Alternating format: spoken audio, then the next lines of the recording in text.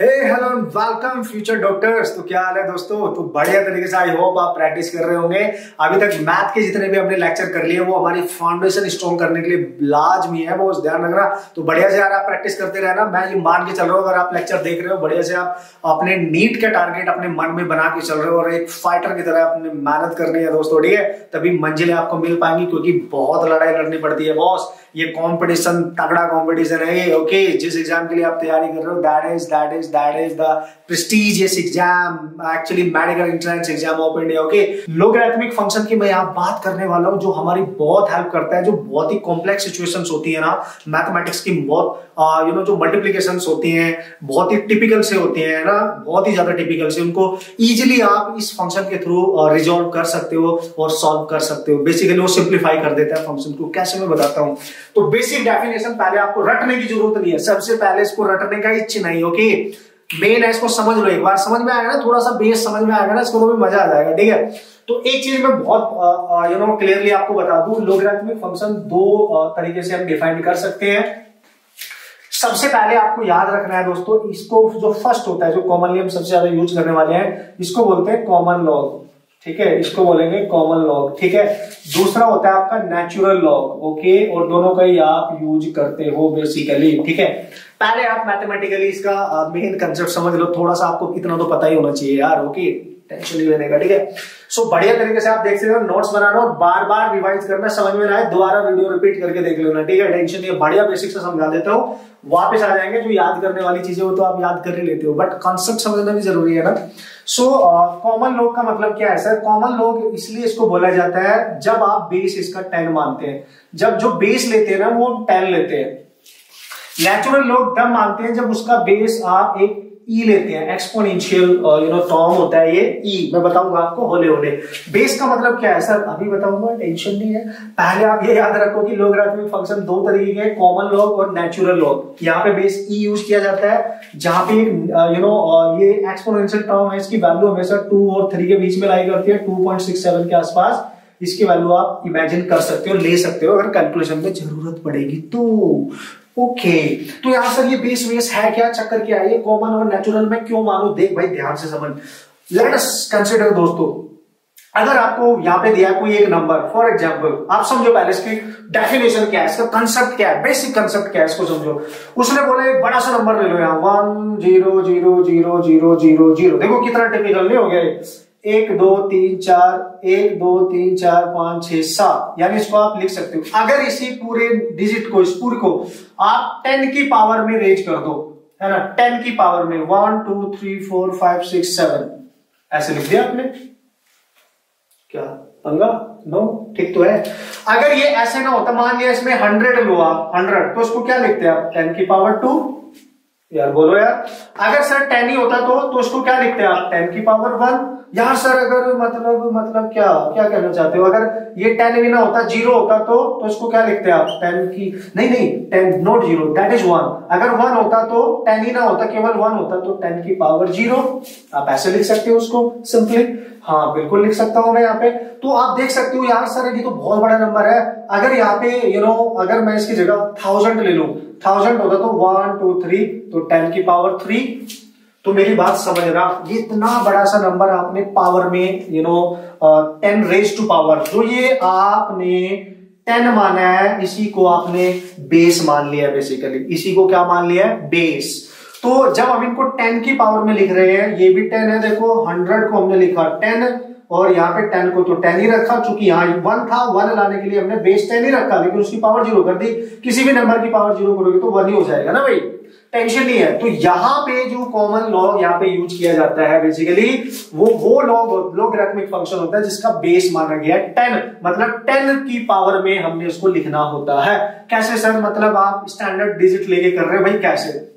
देख लो भाई मैंने क्या किया, अगर मैंने लिखा 100, थोड़ा सा सिंप्लीफाइड छोटा सा आपको समझाता हूं। जैसे मैंने लिखा 100 equal to 10 raise to power 2। भाई आराम से देखते रहना, है ना, कोई टेंशन नहीं है, ठीक है? आराम से देखते रहो, आ जाएगा। मैथमेटिक्स है, सबको आती है, सबको आनी भी चाहिए, आराम से सिखा दूंगा, ठीक है? तो इसका मतलब क्या है, देख भाई ध्यान से, उसने बोला जो लोगरिथमिक का फंक्शन है, उसने बोला बेसिकली वो क्या कहना चाह रहा है, लोगरिथमिक क्या कहना चाह रहा है कि इस चीज को आप मेरे अकॉर्डिंग ऐसे लिख सकते हो। मैंने बोला कैसे, उसने बोला logarithmic of means log of, ध्यान से समझना, लॉग ऑफ 100 का log eight the base of 10 2 होगा। नहीं आया, पता ही नहीं चला क्या किया मैंने। देख फिर से समझ, दोबारा से समझाता हूं। अगर मैं 100 को लिख सकता हूं 10 की पावर 2 में, तो ये जो 2 है ना, इसी को बोलते हैं लोगरिथम, ठीक है, किसका, ऑफ 100। डेफिनेशन है बेहतरीन तरीके से, मतलब जो 10 की पावर में होगा 2 3 4 5 6 7 कुछ भी, वो इसी को बोलते हैं लोगरिथम ऑफ किसका, जिसको पावर में कन्वर्ट किया, 100 को किया ऑफ 100 एट बेस ये 10। बस ये होता है इसका मीनिंग, ये होता है इसका मीनिंग। देखो मैंने वही किया है, 2 लोगरिथमिक है तो मतलब इसको 2 ये लिखा मैंने, और मैंने लिखा लोगरिथमिक ऑफ 100, यानी लोगरिथमिक मींस लॉग ऑफ 100, इसको यहां लिखा और बेस नीचे लिखते हैं। यहां पे ध्यान से समझना, बेस थोड़ा यहां पे नीचे लिखते हैं। तो बेस किसको माना है हमने, 10, और ये 100 का लोगरिथमिक क्या है, 2, तो इक्वल टू 2 लिखते हैं, इक्वल टू 2। समझ में आ गया होगा मैंने क्या बोलने की कोशिश किया है। अगर आप इसको लिखोगे, देखो इसको लिखोगे, अगर मैंने लिखा 1000 equal to 10 raise to power 3, तो 3 किसका लॉग है, 1000 का, किस बेस पे, 10। तो मैं क्या लिखूंगा, लॉग ऑफ 1000, बेस क्या है 10, तो क्या है ये, इसकी वैल्यू क्या होगी 3 के इक्वल, तो इसको ऐसे लिखोगे आप। आपको थोड़ा थोड़ा क्लियर हो रहा होगा मैं क्या कह रहा हूं। सिमिलरली अगर आप इसको लिखो, देखो इसको लिखे, लिख दिया, इसको लिखे, इसको कैसे लिखेंगे, ये जो पावर है इसको लिखते हैं log of 10 eight the base of 10, मतलब लॉग ऑफ 10 का ही है और 10 ही बेस है, और ये हमेशा 1 होगा। मतलब ये भी समझ सकते हो, जब भी कभी लोगरिथमिक फंक्शन में बेस, जो बेस है वही नंबर हो, ये यानी बेस और ये सेम हो, तो उसका आंसर हमेशा 1 होगा, हमेशा 1 होगा। ध्यान से समझना। सर यहां पे देखो, यहां पे लोगरिथमिक ऑफ 0, मतलब मैं लिखूंगा लॉग ऑफ किसका, 1 का, किस बेस पे 10, ये हमेशा 0 होगा। यानी मैंने इसको बोला 2 is the logarithmic of 100 eight the base of 10, इसलिए मैं बोलूंगा 0 is the logarithmic of 1 eight the base of 10। यानी याद रखेंगे आप हमेशा log 1 की वैल्यू बेस 10 पे हमेशा 0 होगी, आपने पढ़ा होगा। अब देख लो कैसे, ठीक है, log 1 की वैल्यू 10 बेस पे हमेशा 0 होगी। This is how you can understand the concept of logarithmic. ये क्या कर रहा है, बड़ी सी चीज को छोटी सी चीज में कन्वर्ट कर रहा है, उसको थोड़ा सा कॉम्प्लेक्स सिचुएशन से आसान बना रहा है, आराम से आप क्लियरली। मतलब सर अगर मैं कहीं ऐसे लिख दूं, समझो आप, बहुत आसान है, बस हो गया, खत्म कहानी।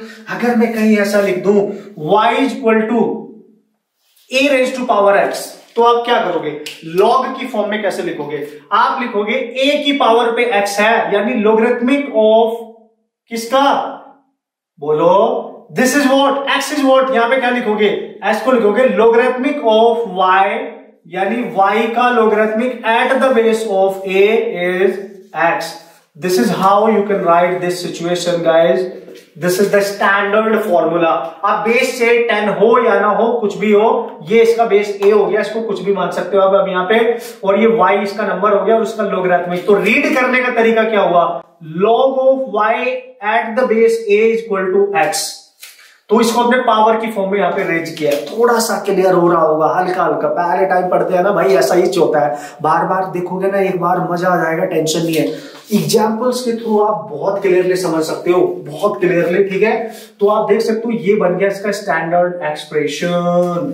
बस एक चीज का यहाँ ख्याल रखेंगे, ये जो नंबर होता है y और ये a, y and a both must be equal to 0, ये नेगेटिव नहीं होने चाहिए, 0 से बड़े होने चाहिए, कुछ भी हो, बट 0 से छोटे नहीं होने चाहिए, नेगेटिव नहीं होने चाहिए, बेस भी नेगेटिव नहीं आना चाहिए और ये नंबर भी नेगेटिव भी नहीं होना चाहिए, क्योंकि ये लॉग नेगेटिव पे एग्जिस्ट नहीं करता, समझना, ये एग्जिस्ट नहीं करता। और ये जो a है, ये बेस जो है इसका a, जो हमने बेस माना है, बेस माना है हमने यहाँ पे a, जो कुछ भी हो सकता है, इसका भी आप ख्याल रखेंगे। ओके, ये जो बेस है ये भी दोस्तों 1 के इक्वल नहीं होना चाहिए, ध्यान से समझेंगे, इसका बेस कभी भी 1 नहीं होना चाहिए। छोटी सी बेसिक सी बात है जो आपको इसको ध्यान रखना पड़ेगा, ठीक है।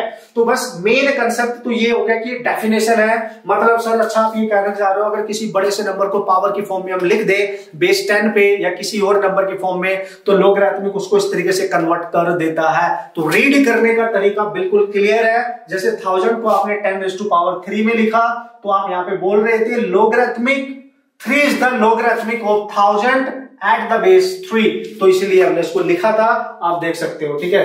देखो लोगरिथमिक ऑफ 100, जैसे मैंने यहां पे इसको लिखा 100, इसलिए इसको मैं लिख सकता हूं logarithmic of 1000 eight the base of 10, तो जो ये मैंने यहां पे लिखा था। तो simple, this is the simple logic. अब जो तुम्हें तुम्हारे एग्जाम में इसके जो फॉर्मूलाज हैं, अच्छा एक इंपॉर्टेंट कंसेप्ट होता है बेस चेंज वाला, अगर वैसे नीट में कभी यूज होगा नहीं, नो नेवर, कभी आपको याद नहीं रखना। अगर बेस जो है उसको चेंज करना है, बेस चेंज करना है अगर, तो बेस चेंज वाला भी आप यूज कर सकते हो, टेंशन नहीं है। कैसे सर, अगर यहाँ बेस मैंने ए लिया है, अगर मैं लिखूं log of a base y, ठीक है, ये वैल्यू है और उसको मैंने बेस चेंज फॉर्मूले के अकॉर्डिंग सॉल्व करना है, तो एक अनदर बेस आप मान लो, लेट्स सी b माना, तो बेस b पे y लिखेंगे पहले, डिवाइड में उसी बेस b जो नया बेस लिया, ये जो बेस है ऑलरेडी उसके पास है वो लिखेंगे, और इस फॉर्मूले का यूज करके आप कर सकते हो।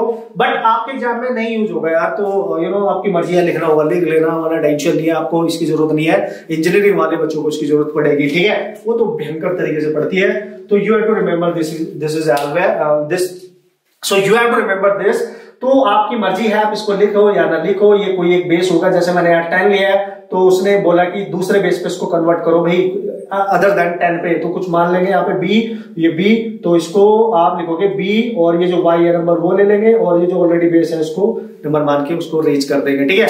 तो इस तरीके से how you can write this, simple. But ये बेसिक सी डेफिनेशन है, ये डेफिनेशन जस्ट समझने के लिए है।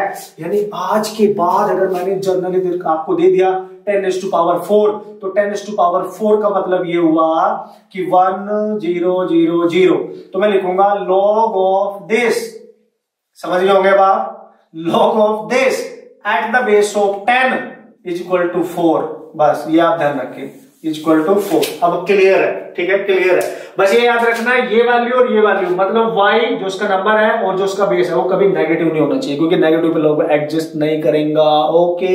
बेस इसका कभी भी 1 नहीं होना चाहिए, ओके, कूल। तो यार log 1 की वैल्यू क्या बताई मैंने आपको, log 1 की वैल्यू हमेशा 0, log 1 की वैल्यू हमेशा 0, ठीक है। और अगर दोनों का बेस और नंबर सेम हो जाए, तो log 10 अगर कहीं लिखा है नॉर्मली और बेस 10 है, तो 1 ही ले आएगा ना भाई, 1 ही आएगा ऑब्वियसली।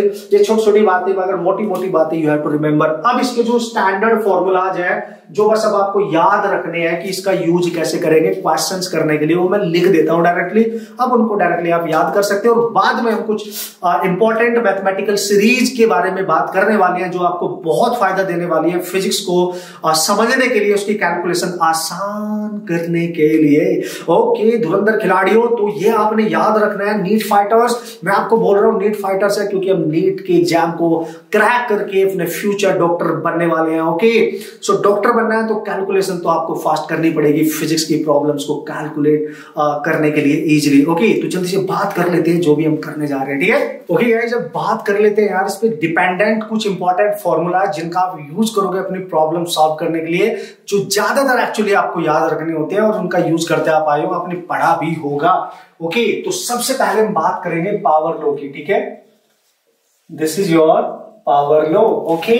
तो लेट्स सी कि अगर अब आपने देख लिया कि डेफिनेशन क्या है, लोगरिथमिक फंक्शन हम किसको बोलते हैं, वो बनता कैसे, ये आपने क्लियरली यहाँ पे देख लिया है। लेट्स सी गाइस, अगर मैंने आपको दिया कि log ऑफ, है ना, log ऑफ a बेस पे x का, और x की भी पावर दे रखी है, तो how you can write this. Power law बोलता है कि जो x की पावर है, आपको पता है ये लोगरिथमिक फंक्शन से आगे आ जाएगी, and you can write log of a base पे x, देन आप इसको इस तरीके से लिख सकते हो। सबसे पहला पॉइंट ये है, फॉर एग्जाम्पल अगर मैं आपको बोलूं, मैंने लिखा log ऑफ 10 बेस पे 8, तो आप यार इसको तो ऐसे भी तो लिख सकते हो, log ऑफ 10 बेस पे 8 को लिख सकते हो 2 की पावर 3।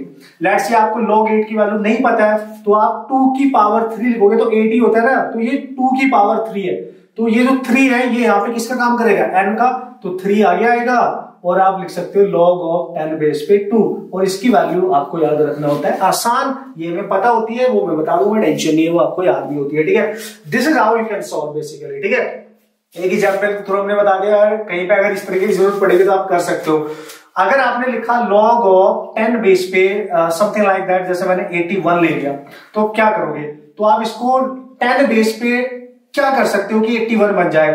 3 की पावर कितनी मैं लिख सकता हूं कि 81 बन जाए, तो यार आप देखो 3 इंटू 3 इंटू 3 इंटू 3, ठीक है, तो ये 9 इंटू 9 कितना आ गया 81, मतलब 3 की पावर आप 4 ले सकते हो, टेंशन नहीं है।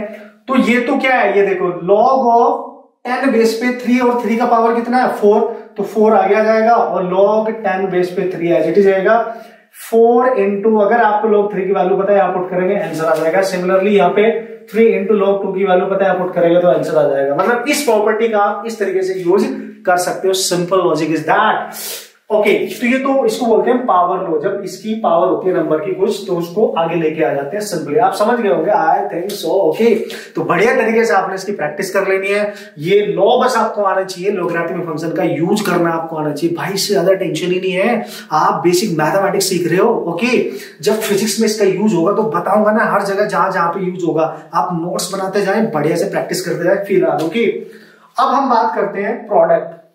लेट्स सी गाइस, आपके पास a into b c d बहुत सारे बड़े नंबर्स हैं, और ये मल्टीप्लीकेशन है। आप देख सकते हो a का b के साथ मल्टीप्लाई, मतलब a b c d all they are in multiplication. अगर मैं इसका लॉग लूं, मैं इसको ऐसे लिखूं log of a b c d, ठीक है, ऐसे लिखूं, तो मान के चलेंगे हम 10 बेस की ही बात कर रहे हैं, जो बेस है उसको 10 लेंगे, तो लॉगरिथमिक फंक्शन क्या करता है, ये जो मल्टीप्लीकेशन है इसको सम में कन्वर्ट करेगा। मतलब आप लिखोगे log 10 बेस पे पहले a लिखेंगे, फिर प्लस log ऑफ 10 बेस पे b लिखेंगे, फिर प्लस log ऑफ 10 बेस पे c लिखेंगे, फिर प्लस log ऑफ 10 बेस पे d लिखेंगे। मतलब प्रोडक्ट को वो सम की फॉर्म में कन्वर्ट कर देता है। एक बड़े से नंबर को देखो कि सिंप्लीफाई कर देगा, सम में कन्वर्ट कर देगा। सिंपल। आपने इसको कैसे पढ़ा था, फॉर एग्जाम्पल अगर मैं आपको बता दूं, आपने पढ़ा था log of m into n, और आप इसको लिखते थे, चूंकि m और n दो नंबर्स होंगे, उनका प्रोडक्ट है, तो आप लिख सकते हो log m into plus log of m। तो दोनों का जो प्रोडक्ट है ये सम में कन्वर्ट हो चुका है, आप देख सकते हो बहुत क्लियरली। ये इसका नेक्स्ट रूल है, you have to remember this, you know, point number 2, ये आप इस तरीके से लिख सकते हो। अगर इसी नंबर को मैं ऐसे लिख दूं log of a by b, ठीक है, मैंने यहाँ पे रेशियो फॉर्म लिया है, तो यार रेशियो को आप क्या लिखोगे, पहले log ऑफ a लिखेंगे हम, बेस 10 ही लेना है वो, और डिवाइड में log ऑफ b लिखेंगे, बेस 10 ही लेना है। अच्छा सर, ये डिवाइड में रहेगा? नहीं। अब अगर ये डिवाइड में होता है बोस, तो डिवाइड में होने का मतलब ये आ जाएगा log ऑफ माइनस 10 बेस पे b, बस यहां माइनस ले लेना है। और माइनस क्यों लेना है कि अगर आप इसको b को ऊपर लेके जाओगे उसकी पावर नेगेटिव हो जाएगी, जब वो आगे आएगी तो नेगेटिव पावर आगे आएगी, जिसकी वजह से कन्वर्ट हो जाता है। तो सिंपली अगर इनका प्रोडक्ट है, इसको आपने कैसे पढ़ा था, यहाँ पे m बाई n लिख सकते हो, बात एक ही है, मतलब टेंशन नहीं है, ठीक है। तो इस तरीके से आप ये 3 रूल याद रखें, पावर रूल याद रखें, प्रोडक्ट याद रखो, ये याद रखो भाई, कोई टेंशन नहीं है, बाकी सिचुएशंस हैंडल कर ले जाएंगे। इससे टिपिकल सिचुएशन हमारे एग्जाम में आएगी नहीं, ठीक है। एक एग्जांपल मैं आपको देता हूं, तो लेट्स सी गाइस, आपको ये दे रखा है समथिंग लाइक दैट, ठीक है, log ऑफ, जैसे आपको दे दिया दैट इज 12, है ना, तो मैं इसको कैसे लिख सकता हूं, मैं इसको लिख सकता हूं log ऑफ 3 इंटू 4 लिख सकता हूं। अब इसको ध्यान से देखो आप, 3 इंटू 4 लिख सकता हूं, बिल्कुल। मान ले मेरे को 12 की वैल्यू नहीं पता है, तो भाई क्या लिखूंगा मैं, तो मैं लिखूंगा log ऑफ, इसको मान लूंगा a और इसको मान लूंगा b, तो मैं लिख सकता हूं log of 3 plus log of 4, ये आगे log ऑफ 12 की वैल्यू। भाई ऐसे हमको लिखा जा सकता है ना यार, अगर इसको आप पावर में नहीं लिख सकते तो प्रोडक्ट बना दो उसका, तो हमारा क्या जा रहा है, तो 3 इंटू 4 लिख दो यार। आप बोलोगे यार सर 6 इंटू 2 भी तो लिख सकते थे, बिल्कुल लिख सकते थे। log 6 की वैल्यू आपको पता होनी चाहिए, जो कि आपको नहीं पता होती है, तो आप किसको करेंगे, सिंप्लीफाइड करेंगे उस टाइप के नंबर्स में जिनका आउटपुट आपको डायरेक्ट याद हो। log 3 याद होता है, आपको याद रख सकते हो। 4 अगर नहीं याद है तो देखो उसको और सिंप्लीफाई कर सकते हैं, log 3 प्लस, सर ये तो 4 है, 4 थोड़ा ही पता होता है, तो आप इसको ऐसे लिखो log ऑफ 2 की पावर 2 लिख लो, है कि नहीं। तो आप क्या लिख सकते हो उसको, log of 3 as it is, और ये 2 आगे आएगा, रूल है पावर, और यहाँ बचेगा 2 log of 2। इसकी वैल्यू पुट करो, उसकी पुट करो, you will get the final answer. This is how you can use these properties basically. Okay, tension नहीं है यार, ठीक है। इस तरीके से इनका आप यूज कर पाएंगे और बढ़िया तरीके से अपने क्वेश्चंस में अप्लाई करना सीख जाओगे। आई थिंक आपको समझ आ गया होगा मैं किस चीज की बात कर रहा हूं, ठीक है। ये जितने भी मैंने फंक्शन यहाँ पे डिस्कस किए हैं, ऑल अबाउट कॉमन लॉग, जिनका बेस 10 था। दोस्तों अगर कहीं पे इस तरीके की सिचुएशन हो, समझेंगे, y इक्वल टू e की पावर में हो, बेस 10 ना हो। अभी हमने क्या लिया था, y equal to 10 base x, तो उसको हमने कैसे लिखा था कि ये x लोगरिथमिक है y का बेस 10 पे, तो हमने लिखा था log of y at the base 10 equal to x। ये डेफिनेशन बन गई थी इसकी स्टैंडर्ड। सो अगर वहां पे बेस हो e, एक एक्सपोनेंशियल टर्म, एक एक्सपोनेंशियल फंक्शन, तो हम क्या लिखेंगे, log of y at base e equal to x। इसको आप ऐसे लिख सकते हो, बस बेस e बन गया है और इसकी वैल्यू मैंने आपको बताई थी। तो जब भी बेस हो, इस टाइप का जो लॉगरिथमिक फंक्शन होता है, इसको log ऑफ बेस e पे y इक्वल टू x लिख सकते हो, या इसी को ln ऑफ y भी लिख सकते हैं। ln ऑफ y का मतलब इसको log बेस e लिखते हैं, इसको बोलते हैं नेचुरल लॉग, ठीक है, इसको बोलेंगे हम नेचुरल लॉग। इस बात का ख्याल रखने वाले हैं। ओके, दिस इज इंपॉर्टेंट, ठीक है। सो इसमें एक इंपॉर्टेंट जो याद करने वाली चीज है आपके लिए, वो ln ऑफ 2 की वैल्यू, ये आपको याद होनी चाहिए। ln ऑफ 2 की वैल्यू का मतलब, जब भी ln लिखा होगा, नेचुरल लॉग है ये, यानी ये log बेस e पे 2 की वैल्यू की बात कर रहा है, ना कि बेस 10 पे। बेस अगर आपसे पूछेगा log ऑफ बेस 10 पे 2 की वैल्यू, वो अलग होती है, लेकिन अगर आपसे पूछेगा log बेस e पर 2 की वैल्यू, वो अलग होती है। दोनों अलग अलग होती है, दोनों का ख्याल रखना जरूरी है बॉस यहाँ पे, ठीक है। So this is important guys. इतनी बेसिक सी नॉलेज अगर आपको रहेगी तो कोई टेंशन आने वाली नहीं है, इस बात का आप ख्याल रखेंगे, ठीक है। फिलहाल आप यहाँ पे याद रखोगे, ये जो वैल्यू होती है आपके पास, दिस इज 0.693। इसको आप कैलकुलेट तो क्या ही करना है यार, आप याद रखो, उसको टेंशन नहीं है, याद रखनी चाहिए आपको, ठीक है। बहुत ज्यादा रटने की जरूरत नहीं है, बहुत ज्यादा याद करने की जरूरत नहीं है, बेसिक्स आप समझ लो, टेंशन नहीं है। 10 बेस पे 2 की वैल्यू भी आपको याद रखनी चाहिए, और 10 बेस पे जो 2 की वैल्यू आपको जो ज्यादातर यूज होती है, मैं उन्हीं की बातें कर रहा हूं। 3.301 के आसपास इतनी वैल्यू होती है, 0.301 है ना, ये वैल्यू आपने याद रखनी है। और ई बेस पे होती है 0.693, ये बहुत इंपॉर्टेंट है, आपको बहुत काम आने वाली है। ln ऑफ 2 लिखो, या फिर उसकी वैल्यू आप ये यूज कर सकते हो, ये इंपॉर्टेंट है बस आपके लिए। इससे ज्यादा log 3 log 4 वो आपको याद रखने की जरूरत नहीं है। हाँ, 3 की वैल्यू आप याद रख सकते हो, नो प्रॉब्लम, ओके, 3 की वैल्यू याद रख सकते हो।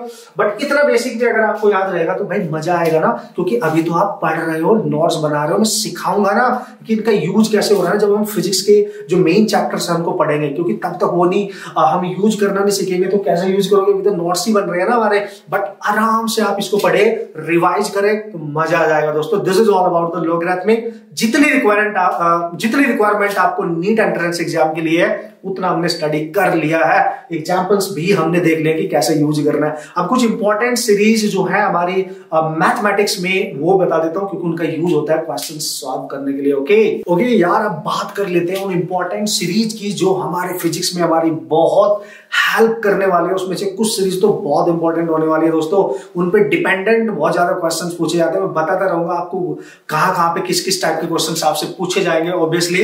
तो कुछ एग्जांपल्स में उनके आपको जल्दी से दे दूंगा, फिर फिजिक्स जब हम पढ़ना स्टार्ट कर देंगे और इन सीरीज का वहां पे किस तरीके से यूज होगा, तो हम उसको आराम से सॉल्व कर सकते हैं। Okay, so let's see. सबसे इंपॉर्टेंट, सबसे पहला जो चीज है आपके पास, जो आपको यहाँ पे याद रखना चाहिए, मैंने यहाँ पे लिखा है some important series and their सम।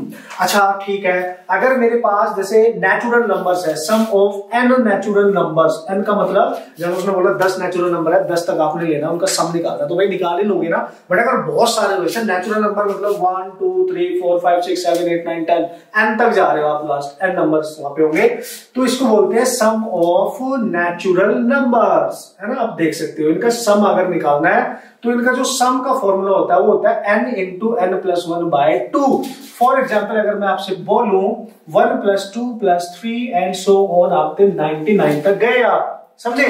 तो जब आप यहाँ पे 99 तक ऐड कर रहे हो, जैसे 1 2 3 4 5 6 7 8 9 10 11 99 तक, तो लास्ट नंबर क्या आपका n है, तो आपको सारा ऐड करने की जरूरत है ही नहीं, वो तो बहुत बड़ी सीरीज नहीं हो जाएगी।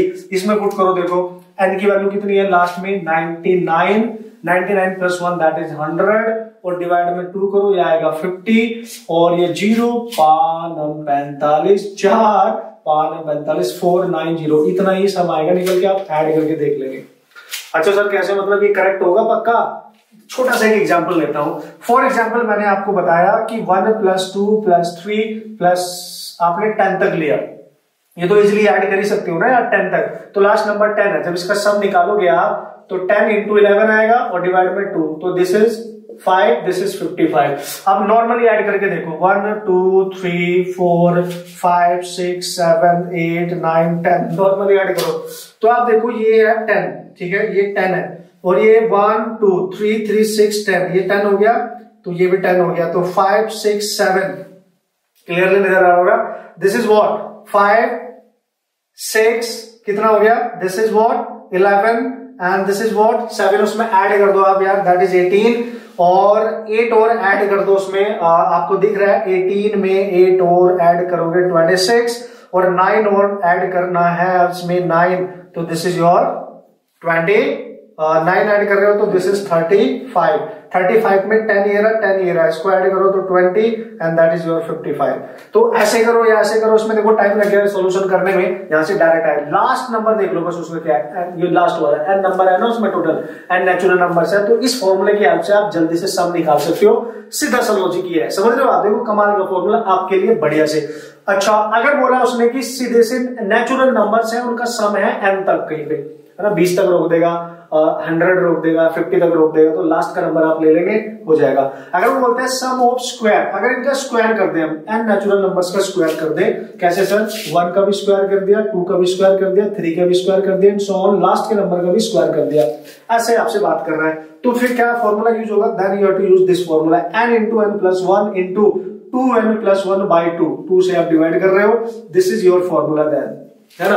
फॉर एग्जाम्पल अगर मैं आपको दे दूं कि इसका आंसर करो 1 का स्क्वायर, 2 का स्क्वायर, ओके, 3 का स्क्वायर एंड 4 का स्क्वायर एंड सो ऑन 10 का स्क्वायर, इसका आंसर करो तो बहुत टिपिकल हो जाएगा। इसका स्क्वायर तो चलो 1 ही है, इसका 4 होगा, इसका 9 होगा, इसका 16, फिर 5 का, फिर सबका स्क्वायर कर करके ऐड करोगे, फाइनली देख लो ना क्या है इसमें, फाइनल देखो n कितना है, n है आपका 10 और n की वैल्यू यहां पुट कर दो 10 10 11 और 10 10 20 22, इससे कैंसिल करो, डायरेक्ट आंसर आ जाएगा। समझ रहे होंगे आप? तो लास्ट का जो नंबर है उसमें 10 है, you just put the value of n, वही आपका n होने वाला है और डायरेक्ट आपका आंसर आ जाएगा। पूरे सॉल्यूशन ऐड करने की सिंपल वे में मैथमेटिकली करने की जरूरत होगी ही नहीं, ठीक है। बस याद रखना है आपने कि अगर डायरेक्ट सम कर रहे हैं नेचुरल नंबर्स का विदाउट पावर तो ये वाला फॉर्मूला यूज करना है, और अगर उनका स्क्वायर का नेचुरल नंबर का सम है वहां पे तो ये वाला फॉर्मूला यूज करना है। बहुत हेल्प करेगा आपकी अगर कहीं पे इस तरीके की सिचुएशन आती है, सो आप आराम से फॉर्मूला का यूज करके दोस्तों कर सकते हो, ठीक है। तो धीरे धीरे आपको पता चल रहा होगा यार नीट फाइटर्स, ओके। तो अगर मैथमेटिक्स आपने पहले से ही सीखी होती है, अब आपको एहसास हो रहा होगा, तो ये पॉइंट अगर आपके स्ट्रॉन्ग हो जाते हैं तो इनको देखो ना, mathematics is not just like any subject, actually this is not a subject, this is the language to understand the science, okay. तो एक तरीके से टूल है ये, इसको आप ऐसा समझो, अगर आप पहले से सीख रहे हो तो कितना मजा आ जाता है, नहीं? ओके, अब आगे बात करते हैं। अब वो बात करता है ज्योमेट्रिकल सीरीज, भाई ये बहुत इंपॉर्टेंट है, वेरी वेरी वेरी इंपॉर्टेंट। इसी की वजह से मैं आपको ये सब कुछ सिखा रहा हूं। बेसिकली सबसे ज्यादा यूज हमारे फिजिक्स में इसी का होगा। ज्योमेट्रिक सीरीज होती क्या है? वो बोलते हैं सम ऑफ इनफाइनाइट सीरीज है ये, है ना। हमने ऐसे सीरीज लेनी है जिसमें नंबर इनफाइनाइट तक ऐड हो रहे हैं। सर हमें पता कैसे चलेगा? भाई इसी कंसेप्ट का यूज करोगे, ध्यान से समझो। यहाँ पे मैंने एक एग्जाम्पल लिखा है, अगर कहीं पे इस तरीके का एग्जाम्पल आता है 1 प्लस 1/2 1/4 1/8, तो समझना इसको बोलते हैं, जो सबसे पहला नंबर होगा इसको बोलेंगे इसका फर्स्ट टर्म, ठीक है। This is the first term, और ये जो है ये सेकेंड, फिर ये थर्ड, फिर ये फोर्थ। तो आपको कैसे पता चलेगा कि ज्योमेट्रिक सीरीज वहां पे बन रही है? जो सेकेंड वाला है उसको फर्स्ट से डिवाइड करो, सेकेंड को फर्स्ट से डिवाइड करोगे तो 1/2 आया, मतलब रेशियो चेक करना है। जो इसके सेकेंड वाला है, ये वाला है, इसको इससे डिवाइड करो, 1/4 डिवाइड बाई 1/2, आप देख सकते हो इससे कैंसिल हो जाएगा, ये भी 1/2 आएगा, इसमें भी रेशियो 1/2 आया, इसमें भी रेशियो 1/2 आया। जो इसके सेकंड वाला है यानी नेक्स्ट वाला 1/8 को 1/4 से, तो 4 to 1/2 ही आएगा ना। अगर ऐसी सीरीज इन्फिनिटी दिख जाए जिसमें हर दो नंबर का रेशियो सेम रहे, समझना, रेशियो उसको हम आर से डिनोट करते हैं, जैसे इसमें 1/2 आ रहा है तो उसको बोलते हैं geometric series up to infinity. यहां पे देखो अगर ये पहला टर्म है इसको बोलेंगे फर्स्ट टर्म, ठीक है, this is your first term, और ये सेकंड है, तो 1/4 को 1 से डिवाइड करो 1/4 आएगा। फिर इस ये 1/16 इसका टर्म नेक्स्ट है, तो इसको इससे डिवाइड करो, देखो 1/16 को 1/4 से डिवाइड करोगे, 4 ऊपर जाएगा तो 4/16 आएगा, तो ये 1/4 ही तो आ रहा है, समझ रहे हो। तो यहाँ पे सेकंड को फर्स्ट से जब डिवाइड किया तो आर आया 1/4, इसको इससे किया तब भी 1/4, इसको इससे करोगे तो भी 1/4। इस टाइप के नंबर्स अगर इन्फिनिटी तक ऐड हो रहे हैं इसको बोलते हैं ज्योमेट्रिकल सीरीज, और इस केस में इनका सम निकालना है, that is typical to solve up to infinity, तो you have to use this formula. Infinity मैंने इसलिए लिखा है sum of the, in this particular sense जो आपने सम निकालना है इन्फिनिटी तक वो होगा फॉर्मूला डायरेक्ट a/1 - r। ध्यान से समझे आप, a क्या है सर इसका, इस सीरीज का सबसे पहला नंबर क्या है, फर्स्ट टर्म, जो भी होगा फर्स्ट टर्म, अगर 1 है तो 1 लेंगे, 2 है तो 2 लेंगे, जो भी होगा वो फर्स्ट नंबर जो भी होगा। r क्या है, कॉमन रेशियो जो आ रहा है, जो सेकंड को फर्स्ट से डिवाइड करके आ रहा है उसको बोलते हैं कॉमन रेशियो, ठीक है। तो डायरेक्ट आपका आंसर आ जाएगा। जैसे अगर हम पहली ले लें तो फर्स्ट टर्म कितना है 1 माइनस r कितना है, r है 1/2, तो दिस इज 1/2। इसको सॉल्व करो आप, देखो एलसीएम लो 2 2 1, तो 2 ही आएगा ना answer, this is your answer. ये फॉर्मूला केवल तब यूज होता है जब r बहुत स्मॉल होता है, जब r, और हमारे फिजिक्स में आपने चेक करने की जरूरत ही नहीं है दोस्तों, इन्फिनिटी तक सीरीज बनेगी और r स्मॉल वाला ही केस होगा, इसलिए आप डायरेक्ट इसी फॉर्मूले का याद रखेंगे, दूसरा इसका स्टैंडर्ड फॉर्मूला यूज करने की जरूरत है ही नहीं। और एक आसान तरीका मैं आपको बताऊंगा, अगर डायरेक्ट नंबर्स आपके इन्फिनिटी तक ऐड हो रहे हैं तो जो पहला नंबर होगा वो हमेशा a लेना है, दूसरा नंबर हमेशा r लेना है, चेक करने की जरूरत नहीं, क्योंकि फिजिक्स में वो हमेशा ज्योमेट्रिकल सीरीज बना के देता है, तो टेंशन ही नहीं है। और सबसे इंपॉर्टेंट यही है हमारे लिए, जिसका सबसे ज्यादा यूज होगा फिजिक्स के मैक्सिमम चैप्टर्स में, इसी का यूज होना है। दो सीरीज में एडिशनली आपको बता रहा हूं, यूज कम होगा बट फिर भी हम जल्दी से उसको सीख लेते हैं ना बॉस, क्या जा रहा है हमारा मैथमेटिक्स, जब बेसिक सीख रहे हैं तो सीख लेते हैं ना, है कि नहीं।